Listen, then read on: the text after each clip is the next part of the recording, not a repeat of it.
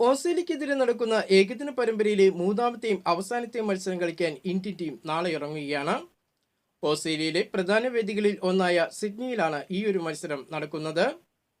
ആദ്യ രണ്ട് മത്സരങ്ങളിൽ പരാജയപ്പെട്ടു നിന്ന് പരമ്പര നഷ്ടമാക്കിയ ഇന്ത്യൻ ടീമിനെ സംബന്ധിച്ച് ആശ്വാസ ജയം തേടിയാണ് നാളെ ഇറങ്ങുന്നത്.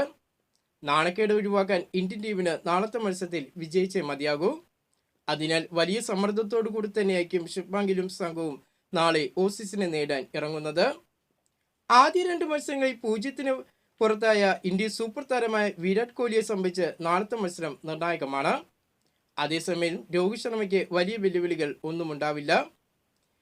ആദ്യ രണ്ട് മത്സരങ്ങളിൽ ഓപ്പണിംഗിൽ പരാജയപ്പെട്ട ഇന്ത്യൻ ക്യാപ്റ്റനായ ശുഭ്മാൻ ഗിൽ ഓപ്പണിംഗ് സ്ഥാനത്ത് നിന്നും ഒഴിവാകുമോ എന്നതും കണ്ടറിയണം.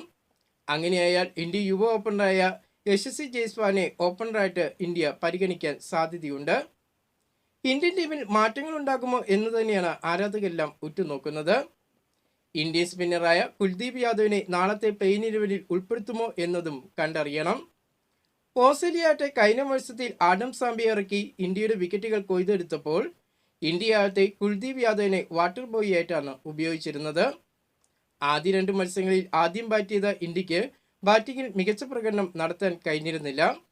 നാളത്തെ മത്സരത്തിലും ഇന്ത്യക്ക് ആദ്യമാണ് ബാറ്റിംഗ് എങ്കിൽ ഇന്ത്യ എത്രത്തോളം സ്കോർ നേടും എന്നതിലുള്ള ആശങ്കയിലാണ് ആരാധകരും ആയിരിക്കുന്നത്. ഇന്ത്യൻ ടീമിനെ സംബന്ധിച്ചുള്ള കൂടുതൽ വാർത്തകളും വിശേഷങ്ങളുമായിട്ട് നമുക്കിനി അടുത്ത വീഡിയോയിൽ കാണാം.